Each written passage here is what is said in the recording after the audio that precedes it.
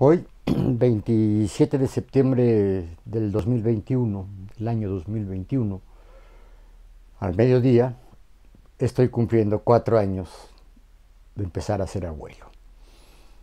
Y ha sido una experiencia riquísima, intensísima.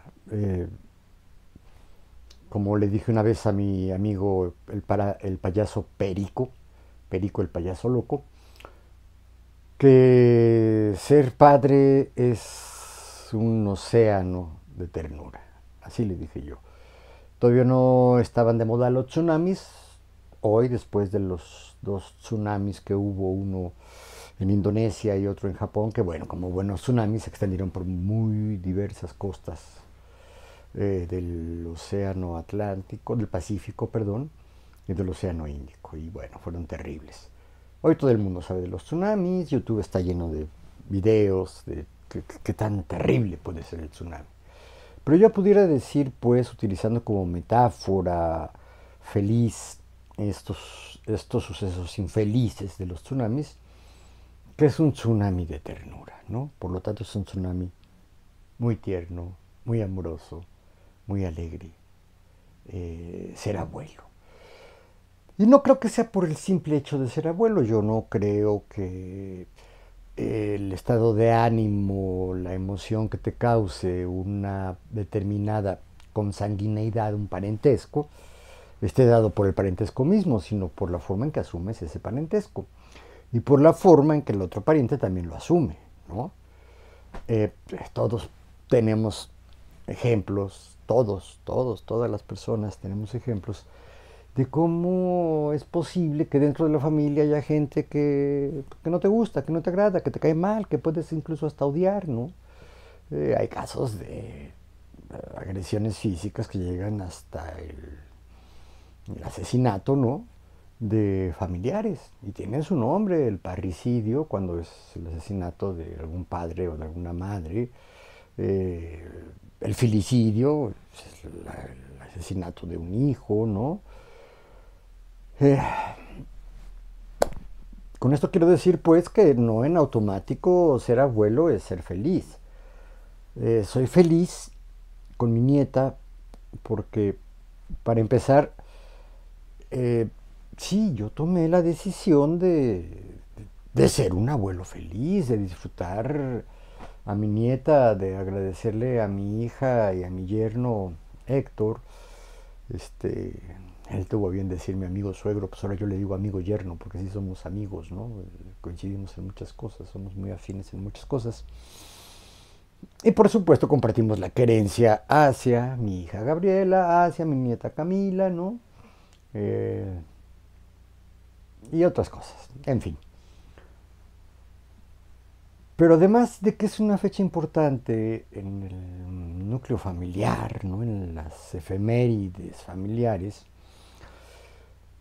es una fecha importante en la vida nacional.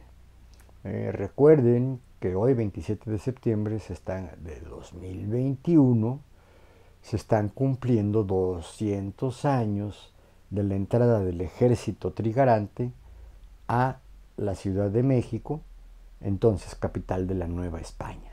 Hasta ese momento, capital de la Nueva España. Y a partir de este momento deja de ser capital de la Nueva España y se convierte en capital de México. Eh, no sé, no he leído, y si lo leí alguna vez ya lo olvidé, a quién y cuándo se le ocurrió llamarle México a este enorme territorio. Recuerden que en ese entonces la Nueva España llegaba a las fronteras del estado de California, en los Estados Unidos, de Colorado, de Nuevo México, Texas, todo Texas formaba parte de la Nueva España, e incluso una capitanía subordinada al virreinato de la Nueva España, es la capitanía de Guatemala, también pertenecía al virreinato de la Nueva España. Por eso es que en Centroamérica son 7 países, creo, de este istmo, de este estrecho que se hace en el continente americano, que es Centroamérica, este, festejan también sus días patrios, sus días de la independencia en estas fechas, o en el 15 o 16 de septiembre, según, o bien en, eh, en el 27 de septiembre de 2021, no el 15 de septiembre de 2010. Es decir, este último 15 de septiembre o 16 de septiembre, por ahí hay dichos, ¿no? Que la fecha en que el padre Hidalgo salió a dar el grito de Dolores, y se llama grito de Dolores porque lo dio en la parroquia del pueblo de Dolores, en Guanajuato. No porque sea doloroso, ¿no? Eh, por supuesto, la historia más o menos es que andaban conspirando ya en cómo lograr liberarse de las muchas cadenas de toda índole con las que España, la corona española, el reino de la Nueva España, el imperio español, era todo un imperio, tenía sojuzgadas a sus colonias, en particular a la Nueva España. Entonces una serie de personas lúcidas, honestas, estudiadas, y con un amplio sentido justiciero, estaban confabulando, se reunían para confabular cómo terminar con el dominio español e independizar, hacer de estas tierras americanas, del continente americano, naciones independientes. Hay una filtración, las fuerzas virreinales se enteran, los insurgentes se enteran de que el ejército virreinal estaba enterado, y es como se apresura la llamada de Hidalgo a la población para emprender la lucha insurgente. Eh, Fue la noche de un 15 de septiembre, pero fue también la madrugada, las primeras horas de la mañana del 16 de septiembre. Eh, Se dice que quien movió la fecha, porque originalmente la fecha, como hasta hoy, el 16 de septiembre es un día feriado, porque está dedicado a la conmemoración de ese hecho importante para el país, ¿no? Porque nos independizamos de 3 siglos, de 300 años, de ser colonia española. Con todos los males que esto atrae, esos viejos imperios, los imperios, digamos, que iniciaron hacia 1500, finales del siglo XV, de 1490 y algo, 1480 y algo, y es el caso del Imperio Español como del Imperio Portugués también, este, pues que se lanzaron a los entonces territorios desconocidos para Europa a conquistar esas tierras a nombre de sus propios monarcas, ¿no? Y por supuesto a evangelizar, es decir, a convertir a las religiones de los pueblos aborígenes, de los pueblos originarios, les decimos ahora, a las poblaciones indígenas. Ya todo el mundo sabe que la denominación indio corresponde a un error histórico. Un error histórico porque Cristóbal Colón estaba seguro de que él había llegado a las Indias. La corona española también eran Isabel la Católica, y su marido, Fernando el Católico. Fernando de Aragón era el rey de Aragón, y Isabel era la reina de Castilla y de... Era otro reino, León, creo que sí, el reino de León.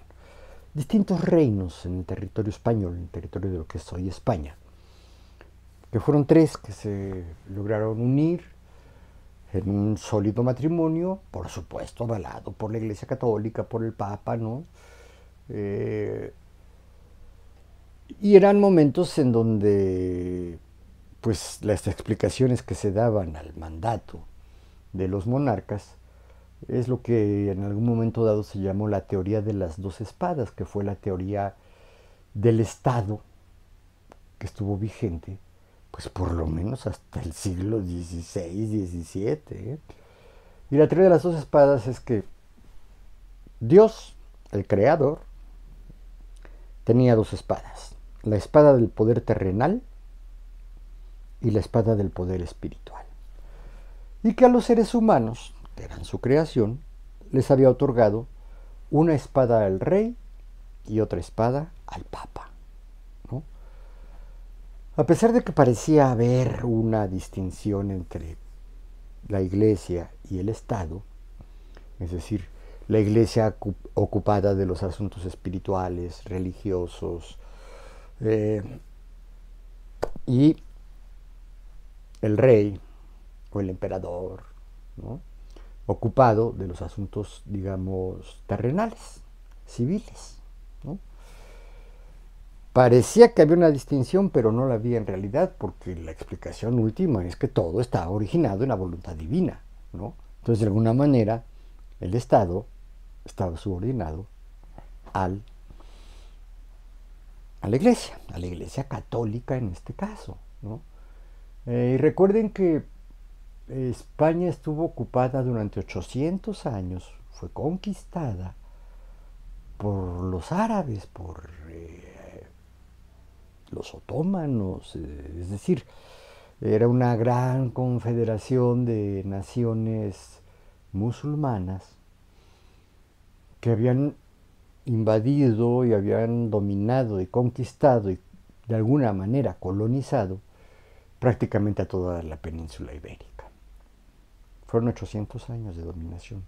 Por eso es que en nuestro idioma, en el castellano, que España se encarga de imponer en todo el territorio americano, digan, por lo menos desde estos estados del sur de los Estados Unidos, ¿no? Los vuelvo a enumerar: California, Colorado, Nuevo México, Arizona, Texas, y de ahí hasta la Tierra del Fuego, hasta la Patagonia, es decir, un enorme territorio poblado por millones de indígenas que tenían diversas, muy diversas religiones, porque eran sociedades mucho más pequeñas, ¿no? Con sus idiomas, con sus dietas, con sus economías, con sus sistemas de dominación, con sus culturas, pues, distintas unas de otras. Y aprovechando esta división, es que Hernán Cortés, con un puñado de españoles que no eran precisamente humanistas ni benefactores, ¿no?, venían a buscar riquezas a nombre de la corona española, ¿no? Y por supuesto a explotar la mano de obra, no se decía así, pero hoy se dice así, ¿no? A explotar la mano de obra de la población indígena para extraer riquezas, tanto del subsuelo, las minas, los minerales, los metales preciosos, los metales no preciosos, joyas, en fin, ¿no? Más productos de la naturaleza, productos del campo, animalitos comestibles, ¿no? Por decirles algo que ha tomado notoriedad como el gran festejo navideño, y eso es por culpa, digamos, de la mercadotecnia estadounidense desde el finales del siglo XIX, principios del XX, el pavo, ¿no? Todos los años, el 24 de diciembre en la noche, es decir, la Nochebuena y la Navidad, que es el día 25 de diciembre, se festeja comiendo pavo. Pero el pavo no es precisamente un pavo, no es lo que conocemos como pavo, ¿no? Es un guajolote. Y el nombre guajolote es un nombre náhuatl que hace referencia a esa ave de corral muy grande, ¿no?, que es sabrosa cuando se le cocina, si se le cocina bien, claro, ¿no? Y hay muchas maneras. Bueno, tenía un jefe que decía, ay, que no me corran, él era director, yo era jefe de departamento. Entonces a veces decía, ay, que no nos corran antes del pavo, que nos alcance para el pavo. Y se estaba refiriendo al festejo navideño, ¿no? Entonces fíjense cómo un producto local que sí fue encontrado en lo que era lo que después los antropólogos le llamaron Mesoamérica, es decir, una buena parte del territorio mexicano y de Centroamérica, donde estaban las altas culturas de estos territorios, ¿no? Híjole, son un montón, ¿no? Pero hablaremos pues del náhuatl, de la cultura náhuatl, por supuesto, azteca, mexica, que no eran lo mismo, pero eran muy parecidos, ¿no? Los mayas también en sus distintas versiones de la cultura maya, que se extienden hasta Honduras e incluso hasta Nicaragua. Eh, a esos les llamaron las Indias, pero eso fue un error histórico, porque Colón quería llegar a las Indias, a lo que es hoy el país de la India. Y también llegar a China y a Japón, de los cuales ya se tenía noticia, ya había habido contactos entre la cultura japonesa tradicional antigua, la cultura china tradicional antigua, los mandarines, la que construyó la gran muralla, etcétera, etcétera. Porque ahí había productos que por acá no había. No por acá quise decir, en Europa no había. Y entre esos productos pues están un montón de condimentos, especias que le dan sabor a la comida. No en balde la dieta, la comida española, la cocina española es tal vez la más variada que hay en toda Europa, porque como eran los que recibían los animalitos, las plantas, los alimentos, las recetas de cocina que se usaban aquí en Mesoamérica, en las culturas indígenas, con los pueblos originarios, pues siendo ellos los que llevaron a Europa, a su territorio, estas dietas, pues hoy la cocina española es sumamente rica porque cuenta con todas esas ingredientes, digamos, ¿no? Aditivos, saborizantes, en fin. Y claro, también hasta hoy la cocina americana, no, cuando digo americana no me refiero a la estadounidense, me refiero a todo el continente, pero en particular de Mesoamérica y de la región andina, donde estaban los incas. Es con una comida eh, connotada a nivel mundial, ¿no?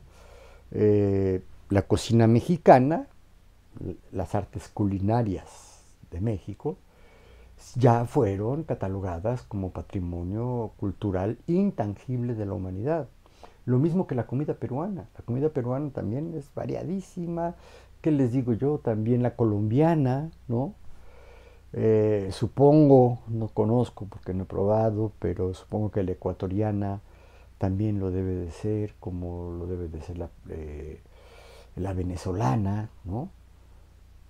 Entonces, pues todo esto eh, son aportaciones del continente americano al mundo occidental, que pues, ya dejó de ser occidente porque finalmente tengo un video donde yo digo que para mí la primera globalización fue precisamente el largo periodo en que los países europeos, particularmente España, que todavía no era un país como tal, no era un conjunto de reinos en la península ibérica, lo mismo que Portugal, y como Italia, y luego se sumaron los Países Bajos, Holanda, Bélgica, y luego Inglaterra, el Reino Unido, pues expandieron la civilización que se originó en Europa al mundo entero y también de alguna manera acabaron o disminuyeron a los hablantes de las lenguas locales para imponerles otras lenguas, ¿no?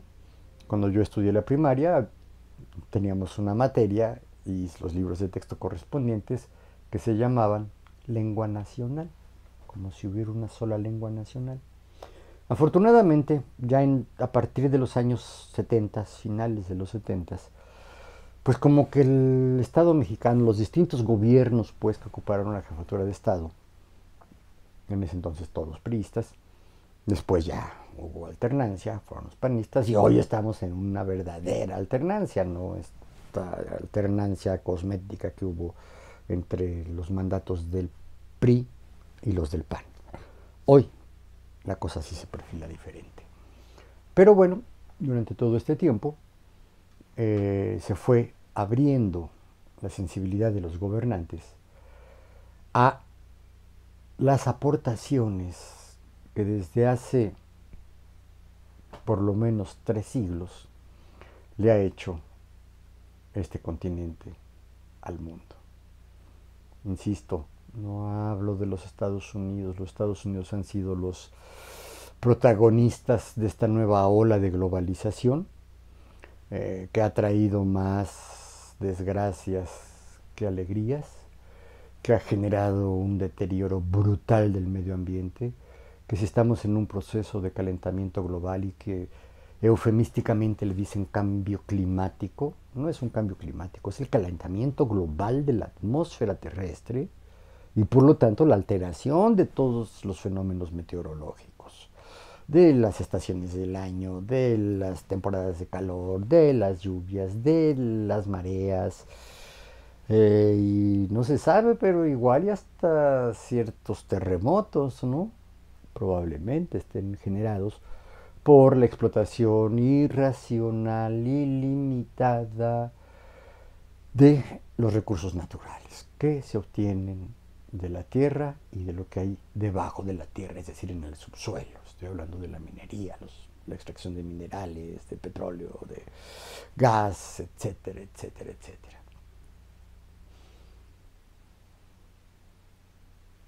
Con esto quiero señalar que el grito de Dolores, la arenga que hizo el cura don Miguel Hidalgo y Costilla, la noche del 15 de septiembre de hace 200 años, no ya que, de 211 años, eh, era justificada.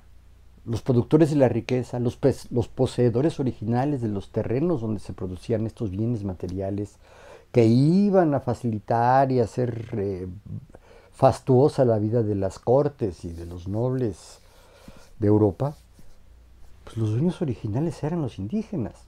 Y a ellos fue a quienes llamó Hidalgo para derrocar a las autoridades virreinales.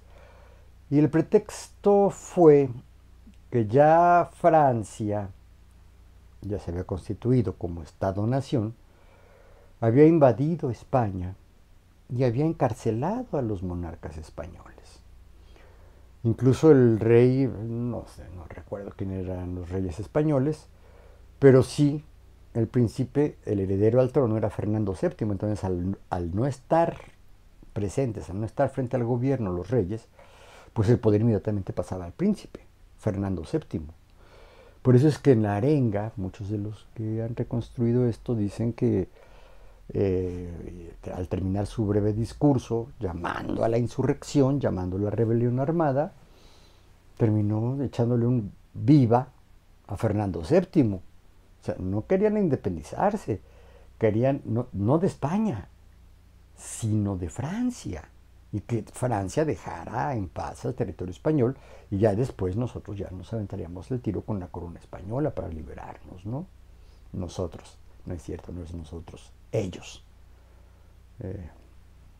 Tenemos esa mala costumbre de pensar que todo lo que pasó en este territorio en cualquier momento de la historia anterior, de la historia pues, somos nosotros. No, no es cierto, no somos nosotros. Ellos no hablaban el español que hablamos ahora, que en estricto sentido es el castellano, ¿no? Pero bueno, ese es un vicio que hemos venido heredando al interpretar nuestra historia, porque nos la han contado muy mal.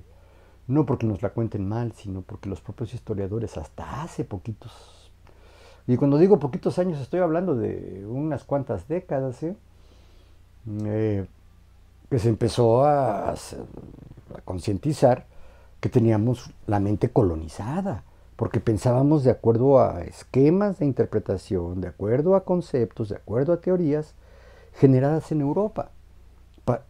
Que los europeos, pues por supuesto que las escribieron, las difundieron por el mundo entero y la plantearon como la historia universal. Pues la historia universal, así como se estudió, híjole, incluso cuando mi hija estudió su secundaria, su bachillerato, estamos hablando de hace más o menos 15 años, ¿no? Más, 15 años, por ahí.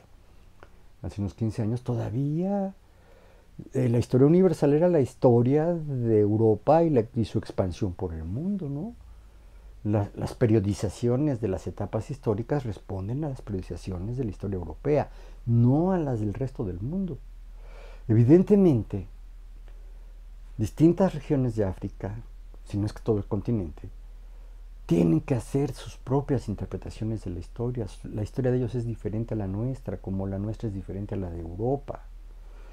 Incluso la historia europea es diferente, la historia que vivieron en la península ibérica a la que se vivió en las costas mediterráneas, en particular Europa, Italia, Grecia y sus muchas islas, ¿no? Diferente de lo que sucede en Europa Central, en Europa Oriental, en los países nórdicos, ¿no? Ah, la Gran Bretaña, ¿no? Son historias diferentes. Pero esto tardó mucho tiempo en que los historiadores empezaran a trabajar seriamente en recuperar la historia propia sin aislarla de las influencias de las otras regiones del mundo, ¿no? Pero bueno, decía, esta fecha, 27 de septiembre, es importante porque el ejército trigarante, que es el ejército que se forma cuando Agustín de Iturbide, que era el capitán generalísimo, el capitán general del ejército virreinal, antiinsurgente, buscó a los residuos que quedaban del ejército insurgente, de los independentistas, porque de alguna manera Morelos, antes de morir, le hereda esta función a Vicente Guerrero, nativo de Tixla Guerrero. Tixla, el lugar donde se encuentra la normal de Ayotzinapa. Normal que fuera de su territorio, en Iguala, cerca de donde se dio el abrazo de Acatempan, Iguala que es reconocida como la cuna de la bandera nacional, porque en un poblado muy cercano a Iguala, en Acatempan, hablaron Guerrero e Iturbide, Guerrero jefe del ejército insurgente, e Iturbide jefe del ejército virreinal, es decir, los ejércitos que estaban guerreando, unos para lograr la independencia de la corona española y los otros para aplastar ese movimiento independentista. Se pusieron de acuerdo, estuvieron de acuerdo en que no podían derrotarse, que estaban en un empate, ¿no? Y que sería bueno hacer las paces entre ellos, ir a la capital del virreinato, es decir, a la Ciudad de México, a decirle al virrey que pues ya no era virrey, ¿no? Que este par de ejércitos, pues ya eran los dos ejércitos más poderosos en todo este territorio, pues habían decidido unirse y exigirle su salida para lograr la independencia de esta nación. La entrada triunfal de Iturbide, porque a ese desfile no asistió Vicente Guerrero. Algunos señalan que fue por desconfianza en Iturbide, dijo, no, pues capaz que en el camino igual y nos masacran, ¿no? Entonces, pues Iturbide no fue, pero lo que sí se llevó como símbolo de esta unión entre el ejército virreinal y el ejército insurgente fue la famosa bandera trigarante, que era una bandera que ya era verde, blanco y rojo, pero tenía franjas en diagonal, ¿no? Verde, blanco en medio y rojo en el extremo superior opuesto. Y así es como se festeja desde entonces. Fíjense, el día 27 de septiembre no es ya día asueto. Y fíjense que fue el momento, digamos, más culminante de la independencia, porque las autoridades virreinales, no las autoridades españolas, no los invasores franceses de España, no, fue el virrey el que dijo, ok, entrego el virreinato, me declaro, renuncio yo al virreinato, ya no soy el virrey, ¿no? Ordeno la disolución del ejército virreinal y la integración de todo este ejército en un solo ejército. Eso sucedió el 27 de septiembre, pero lo que sí festejamos es la Noche del Grito del 15 de septiembre, donde se replica con la campana que se supone es la misma que hizo tañir Hidalgo para llamar a la población y convocarla a la lucha por la independencia. Eso fue la noche del 15, y se supone que el 16 empieza ya la insurrección popular y van las huestes de Hidalgo tomando pueblos, atacando a las guardias del ejército virreinal. Eh, Incluso sus primeras aventuras militares fueron exitosas, dirigidas por Allende. Allende era un capitán del ejército virreinal que estaba del lado de Hidalgo y participó en la conspiración y luego dirigió las actividades bélicas. Llevaban una especie de codirección entre Hidalgo y Allende, pero Allende era un tipo militarmente muy brillante y logró grandes éxitos. Incluso hay un momento en que, híjole, no recuerdo la fecha, pero llegan ya a las orillas, digamos, de la Ciudad de México, ahí por la Marquesa, quienes conocen esta ciudad, eh, hay un monte muy alto que se llama el Monte de las Cruces. Allí se subieron Hidalgo, Allende y su plana mayor, los Aldama, y otros héroes de la independencia que ya no recuerdo, vieron la Ciudad de México allá abajo, y ahí, a pesar de que los mandos militares, los que eran soldados de carrera, dijeron, pues vamos a atacar y ya, vamos a entrar a la Ciudad de México, ¿no? Hay una guarnición importante, sí, del ejército virreinal, por supuesto. E Hidalgo no quiso. Siendo el jefe de todos, ordenó, no atacamos a la Ciudad de México. Tenemos todavía que diezmar las fuerzas virreinales yendo a atacar otros lugares. Entonces, pues se emprenden otra vez hacia el norte, nororiente, ¿no? Sus ejércitos, y están en lucha durante algunos meses más hasta que los atrapan, ¿no? En particular atrapan a los cabecillas, Allende, Aldama, creo que eran dos Aldamas, no me acuerdo bien, y Miguel Hidalgo, ¿no? Los encarcelan, los torturan, por supuesto, los excomulgan, porque les decía yo que todavía, a pesar de que estaban separados el poder terrenal y el poder espiritual, es decir, la Iglesia y el Estado, actuaban en conjunto, respondían a los mismos intereses. Entonces, por supuesto que de las primeras acciones que se hicieron fue excomulgar a Hidalgo. Le ha de haber pesado porque finalmente sí fue cura. Muchos años de su vida fue cura. Sí era un católico convencido, ¿no? Y supongo que los demás generales del ejército insurgente también lo eran, ¿no? Pero eso fue lo de menos. Los torturaron, los hambrearon, los fusilaron, los decapitaron, les cortaron la cabeza. Y en la Alhóndiga de Granaditas estuvieron expuestas en jaulas las cabezas de los 4 insurgentes como un escarmiento para los que se quisieran levantar. Tal vez desde allí viene esta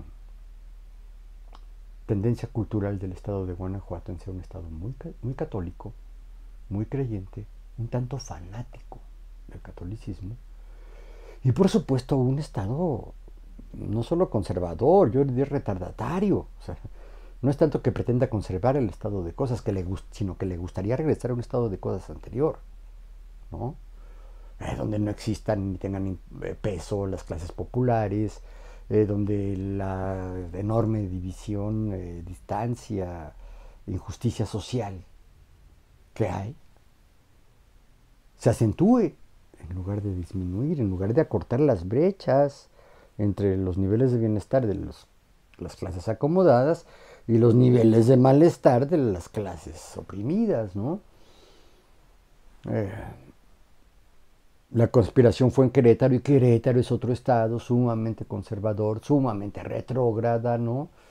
Hoy lo podemos ver en los resultados electorales y en sus filiaciones políticas, ¿no? El PAN ha sido tal vez el estado de más largo mandato panista, ¿no? Y se resisten a cualquier otra expresión que no sea un partido político que esté simpatizando con la iglesia y los principios de la iglesia católica, que también ahí les aviso, nada más para que se hagan una idea, hay un escritor colombiano, creo que escribió la historia de la iglesia católica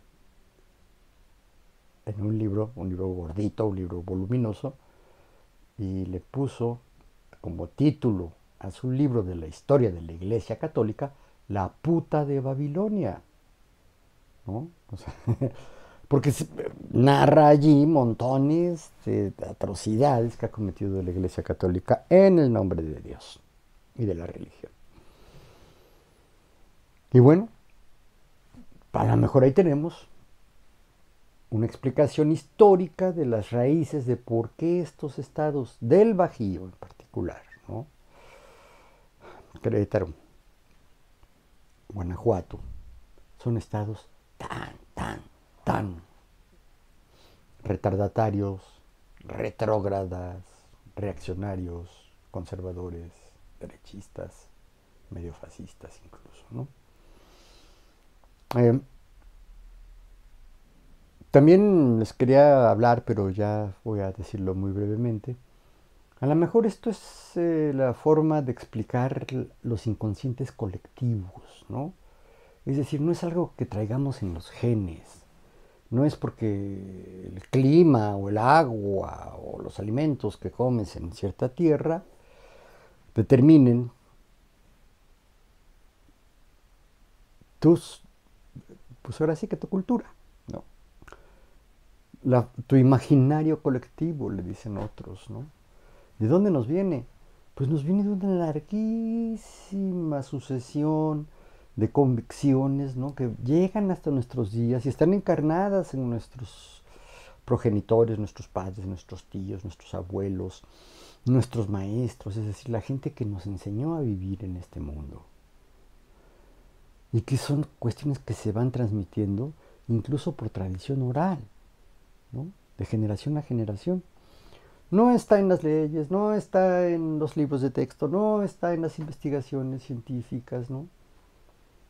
Pero nos marca porque va conformando nuestras emociones, nuestros sentimientos, nuestras formas de percibir, de valorar y de actuar en el mundo.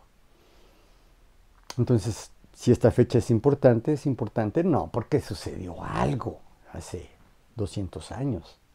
Sí sucedió, pero eso tiene repercusiones hasta la fecha. A lo mejor son repercusiones que ya no se ven a nivel de las leyes o a nivel de las instituciones, ¿no?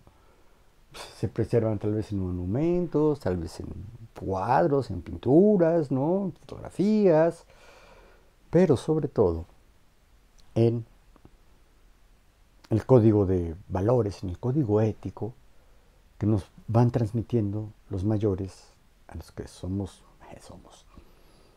que vamos transmitiendo los mayores a las generaciones más jóvenes. Eh, para mí, en lo particular, decía, es una fecha muy especial porque un 27 de septiembre de hace 4 años, el 27 de septiembre de hace 4 años, no uno porque nada más hay un día, ¿no? 27 de septiembre, este, sí, del 2017, nació mi nieta y por lo tanto yo me convertí en abuelo. Eh, Tengo un video que acabo de volver a poner en el Facebook donde hablaba yo de que cuando ya viene la etapa final del parto, cuando ya mi hija está a término, le dicen, ¿no?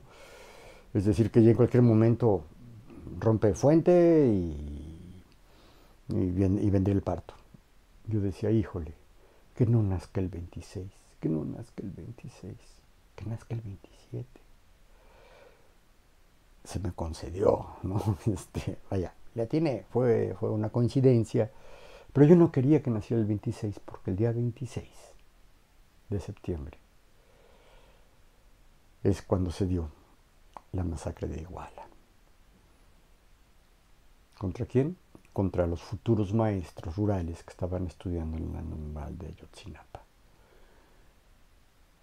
Vean qué cargado está septiembre de fechas importantes, trascendentes, y ya medio les expliqué cómo es que se da esa trascendencia, no porque el Estado lo esté metiendo en el calendario escolar como día de festejo o día de conmemorativo o día de asueto, no, sino por la formación socioafectiva, no dije socioemocional, dije socioafectiva, que recibimos todos, ¿no? En torno a ciertas fechas. Y fíjense, septiembre está cargadito, cargadito de fechas importantes, ¿no?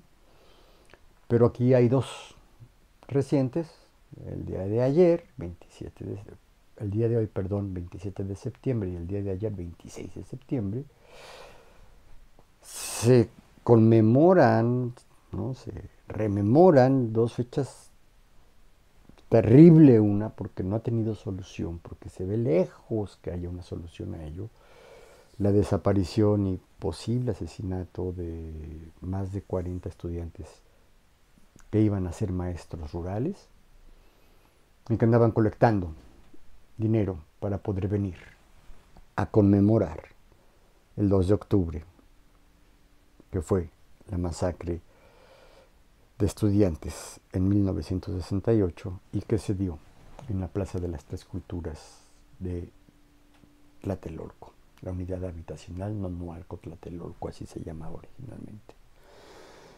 El ejército, las fuerzas represivas del Estado,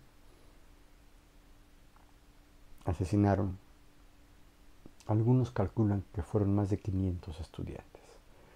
Las cifras oficiales hablan de 30. Y entre ellos, 2 agentes de la policía, un agente de la policía y un soldado. Pero, ojo, estos iban armados y los estudiantes estaban desarmados. Estaban en un mitin pensando qué hacer, discutiendo qué hacer, qué seguía en el movimiento estudiantil, que ya venía en declive. El movimiento estudiantil tuvo una marcha que algunos calcularon en 600,000 asistentes. Unas cuantas semanas antes, la famosa Marcha del Silencio.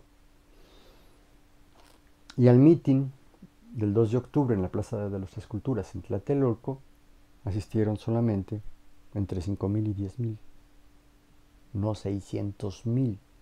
Bueno, pues a esta agrupación, esta conglomeración de estudiantes, vamos a ponerle 7,000, fueron atacados por 10,000 elementos del ejército y de la policía capitalina. Atacados a balazos.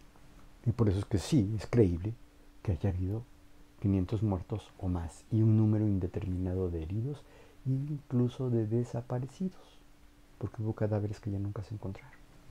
Pero bueno, esto les quería platicar sobre un comentario final.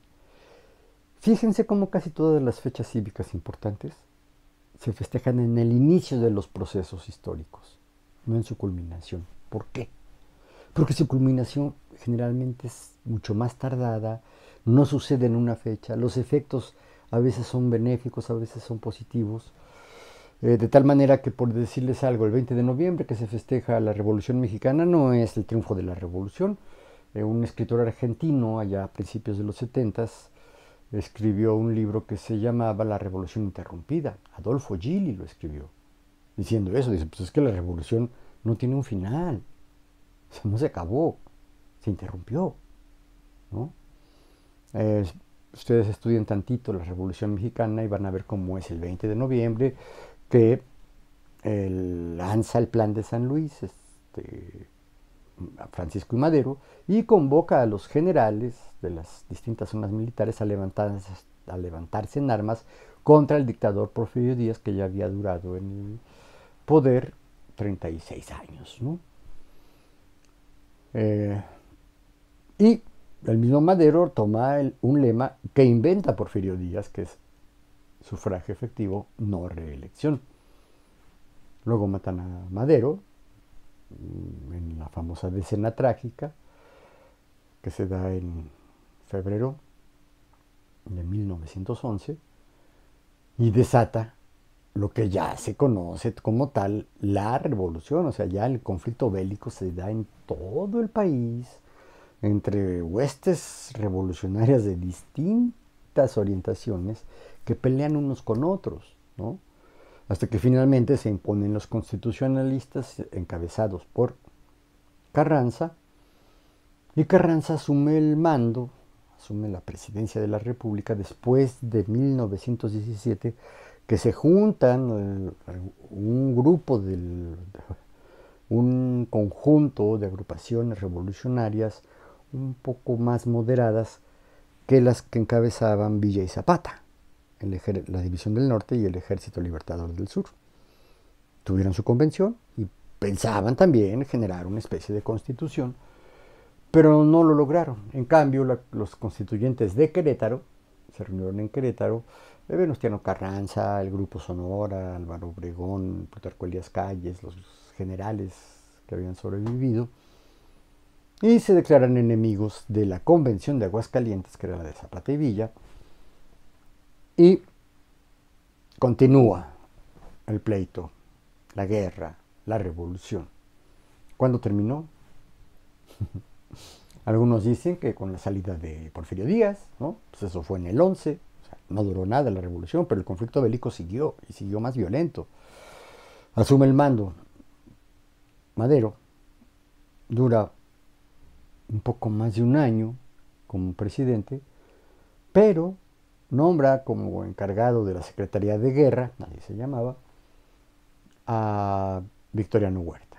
Y Victoriano Huerta lo traiciona. Lo traiciona, ordena a sus soldados que ataquen a las instalaciones del poder presidencial y ordenan también el asesinato de Madero y de su vicepresidente Pino Suárez. Pero esto sucede en el año de 1913 y la lucha no terminó allí. Fue hasta 1920 que se logra establecer un poder presidencial y por supuesto lo asume Carranza. Carranza termina su cuatrienio, se quiere reelegir, lo persigue Obregón, lo mata, una fracción del ejército que eran obregonistas, lo matan en Tlaxcalantongo, él iba huyendo con el tesoro presidencial, con los símbolos del poder, la silla presidencial, la bandera, que es la que está, la oficial pues, ¿no? Y entonces sube al poder Obregón. Y Obregón termina su cuatrienio del 20 al 24, se pretende reelegir y también lo matan, ¿no? Todavía siendo presidente, poco antes de que ya se hicieran las elecciones y se reeligiera. Y entonces asume el poder el general Plutarco Elías Calles. Todos eran generales revolucionarios. Y Plutarco Elías Calles no solo termina su cuatrienio, sino que después él nombra, y ahí viene el asunto de los tapados, él nombra a su sucesor, que por supuesto gana las elecciones. Pues no había otro partido. Ya existía el Partido Comunista, pero no era oficial y era chiquitito, ¿no? Y era y sí, pues comunista, ¿no? Extremista, pues. Más en aquellos años. Y luego viene otro presidente, ya ni me acuerdo, eran Pascual Ortiz Rubio fue uno y el otro no me acuerdo quién fue, que también repite. Y es también el mismo Calles que destapa a Lázaro Cárdenas para ser candidato para el cuatrienio del 34 al 38. Pero Lázaro Cárdenas lo primero que hace es expulsar del país a Plutarco Elías Calles, acabar con el famoso maximato. Se le llama maximato porque Calles terminó se autonombra y convence a todos sus colaboradores que lo nombren el jefe máximo de la revolución. Sí fue el jefe máximo, pero de la etapa final, ya de los últimos días de la revolución. Y digamos que es el brazo armado del Venustiano Carranza, ¿no? Y sin embargo, se matan, o sea, Obregón manda matar sí, a Carranza, Calles, a Obregón, Calles termina su mandato, nombra a 2 presidentes sucesivos, los que le sucedieron, y alcanza a nombrar todavía a Lázaro Cárdenas, pero Lázaro Cárdenas le pone un hasta aquí, lo expulsa del país y declara que los periodos presidenciales no van a ser de 4 años, sino van a ser de 6, y de ahí viene esta idea del plan sexenal, ¿no? Y desde entonces los presidentes en México duran 6 años en el mando, porque es un principio de la revolución. Si hay un principio revolucionario que López Obrador ha garantizado y hasta firmó en público, ante notario público, su compromiso de no buscar de ninguna manera la reelección, porque es anticonstitucional, la Constitución lo prohíbe, pero más que la Constitución, es el propio pueblo mexicano, la propia ciudadanía mexicana, la que no veríamos bien una reelección, aunque sea Andrés Manuel López Obrador, los que creemos en él, ¿no? Haría muy mal, se traicionaría a sí mismo y creo que nos decepcionaría a muchos. Probablemente vuelva a tocar un poco esta cuestión que me parece que es bien importante, porque conocer el pasado, conocer la historia, te explica muy bien el presente y te permite proyectar el futuro, hacer planes hacia el futuro. Es la mejor manera de hacerlo.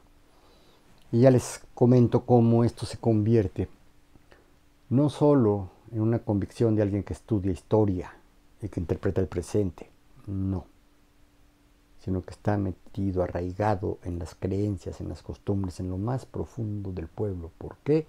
Porque forma parte de la educación informal, de la educación que dan los mayores a los menores, ¿no? Es una mecánica muy interesante y a lo mejor hay posibilidad de platicarlo con pretexto de otras fechas, ¿no? Se nos viene próximamente pues los días de octubre, en concreto el 2 de octubre, ¿no? Después el 12 de octubre, que también fue una fecha importante, tanto a nivel histórico como a nivel local, nacional, mucho más reciente, ¿no? Pero estos serán otros videos. Gracias por estar aquí. Otra vez es un video de casi 1 hora. Espero que les interese, les guste. Yo no puedo andar en las cosas noticiosas esporádicas, que hoy en la mañana hay una noticia y en la tarde hay otra y a mediodía otra y así otra y otra y otra y otra y finalmente terminas más confundido que otra cosa, ¿no? Pero bueno, para eso están los historiadores, para eso estamos los intérpretes de la historia, para sacar lo esencial, porque hay mucho barullo. Un ejemplo del barullo que estamos viviendo, y sí, voy a hacer un video al respecto, es si López Obrador está persiguiendo a los científicos, ¿no? Como dijo el idiota de mi hijo, perdón que sí le diga, le iba a decir pendejo, bueno, ya se lo dije, ¿no? De Fernández de Ceballos, que solo un cerebro enjuto puede perseguir a la ciencia. Pero López Obrador no está persiguiendo a la ciencia, al contrario. En esta pandemia, México ha tenido aportaciones importantes a nivel científico y tecnológico. Importantes, tal vez más importantes que todas las anteriores, ¿eh? Pero bueno, es una simple aclaración. No estoy con las cosas del día a día, porque las noticias cambian y termina uno por perderse. Que yo pudiera tomar nota, ¿no? De lo que voy leyendo, de lo que voy viendo no en la televisión, sino en el YouTube, ¿no? Y en el Facebook, de distintos acontecimientos, las posiciones en los acontecimientos y venir a platicárselas aquí. Pero la verdad es que no le veo mucho sentido, porque igual voy a formar parte de ese coro desordenado de voces, que a mí ya me parece un verdadero caos. Qué bueno que haya, porque nos habla de que si hay libertad de expresión, no como lo dijo Vargas Llosa, no como lo dijo Aguilar Camín, no como lo dijo Enrique Krause. Tan tienen libertad de expresión que se pueden quejar de que no la tienen. Es paradójico, pero así es, Así pasa muchas veces. Un alumno una vez a mí me acusó de autoritario. Y dije, híjole, soy tan autoritario que hasta te atreves a decírmelo, ¿no?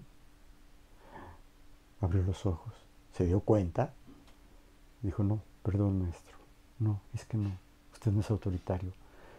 Pero luego platicamos, sí, luego platicamos, luego lo arreglamos el asunto, su confusión. En fin, eso les pasa a estos que se están quejando de que la libertad de expresión está en riesgo.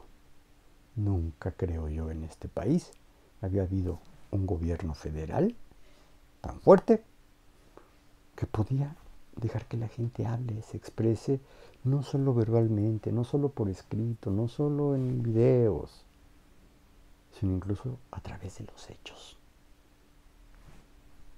¿no? Ahí tienen a Frena ocupando el Zócalo con su campamento de casitas voladoras, ¿no? Amenazando de muerte al presidente de la República, ¿no? Y ahí anda suelto el hombre, ¿no? Está loco, es destructivo, es negativo, por supuesto, pero bueno, esa es otra historia.